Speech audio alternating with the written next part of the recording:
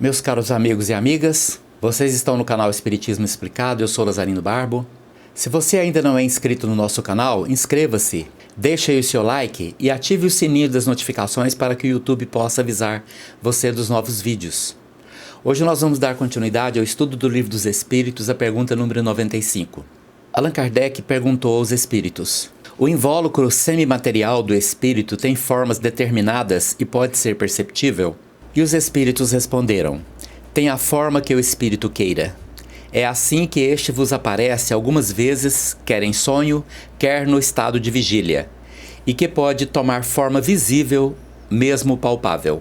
Meus caros amigos e amigas, é bastante interessante essa resposta dos espíritos, porque o perispírito, que é o invólucro semimaterial, pode tomar a forma que o espírito deseje. Normalmente, depois da morte do corpo, nós conservamos a mesma aparência do corpo físico que utilizamos na última existência na Terra. Alguns espíritos que ainda não amadureceram uma personalidade no plano espiritual, eles podem conservar por muito tempo a aparência que tiveram na última encarnação, até que advenha uma nova encarnação.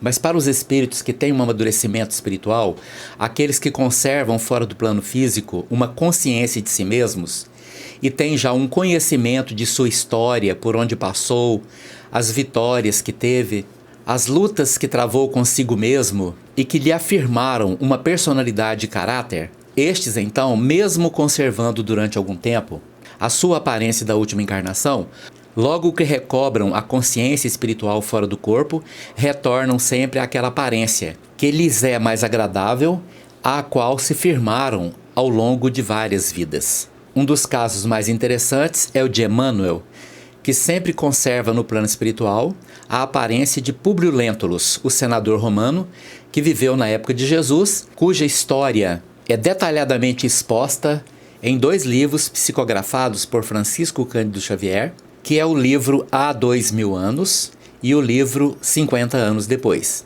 Mesmo tendo reencarnado algumas vezes depois da sua vivência como Públio Lentulus e tendo como encarnado ocupados corpos cujas aparências eram diferentes de Públio Lentulus, ao desencarnar retornou a esta forma, porque é a forma que mais lhe agrada no plano espiritual. Mas a questão da forma é mais complexa do que isso.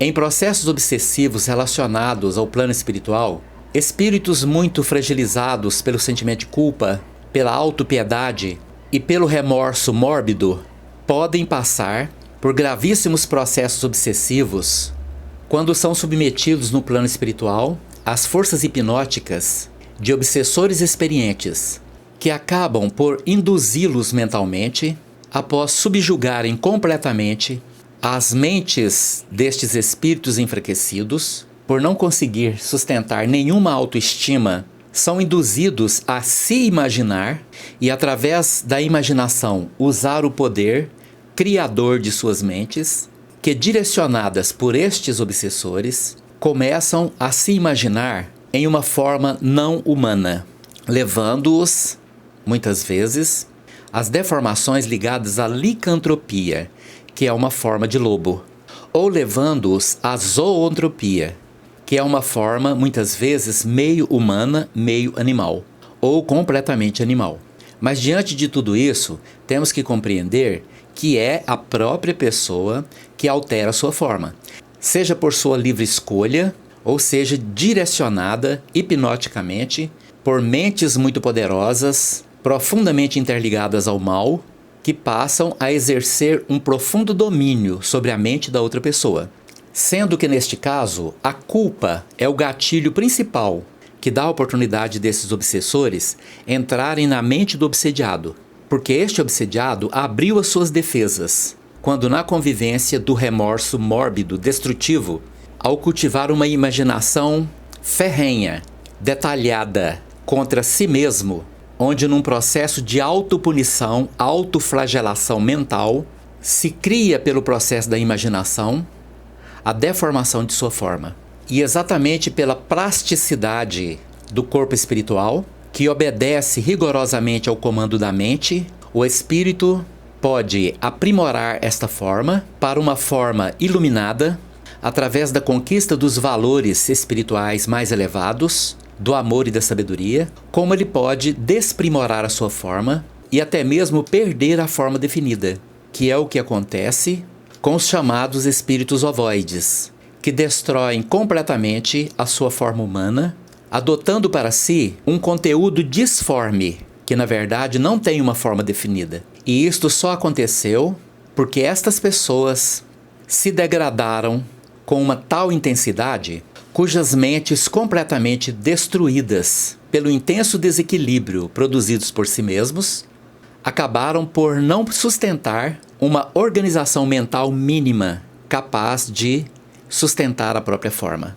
Mas quando os espíritos dizem que os espíritos, através de seus perispíritos, pode nos aparecer, quer em sonho, quer no estado de vigília, e que pode tomar esta forma visível e até mesmo palpável, nós precisamos analisar como isso acontece. Logicamente, todas as noites nós dormimos, nos deslocamos do nosso corpo físico e nos projetamos no plano espiritual. E lá nós nos encontramos com outros espíritos. Nós encarnados fora do corpo e eles desencarnados. Então, nesta relação, nós nos encontramos com os espíritos, cada um obedecendo à forma que ele deseja, ou que lhe é imposta. Mas, estando nós em estado de vigília, ou seja, acordados, completamente integrados ao nosso corpo físico, nós podemos ver os espíritos de 3 formas. Primeiramente, se formos videntes. Aí, só o médium vidente consegue ver os espíritos. Porque o médium vidente é capaz de ver o espírito lá no mundo espiritual onde ele se encontra. A outra forma de vermos os espíritos, e aí não será mais apenas o médium que terá essa visão, é através de uma aparição. Nas aparições, os espíritos utilizam médiums de efeito físico que lhes doam ectoplasma, eles envolvem-se neste ectoplasma como se cobrissem por esse ectoplasma e então se tornam visíveis. Mas na aparição, a visibilidade desse espírito não é palpável. Se você tentar pegar, sua mão vai passar por ele, porque não vai encontrar nenhuma densidade material suficiente para deter a sua mão. Mas o outro aspecto, que é então quando ele se torna palpável, é quando o espírito envolve-se numa grande quantidade de ectoplasma e cria uma densidade perispiritual. E esta densidade pode variar muito de intensidade.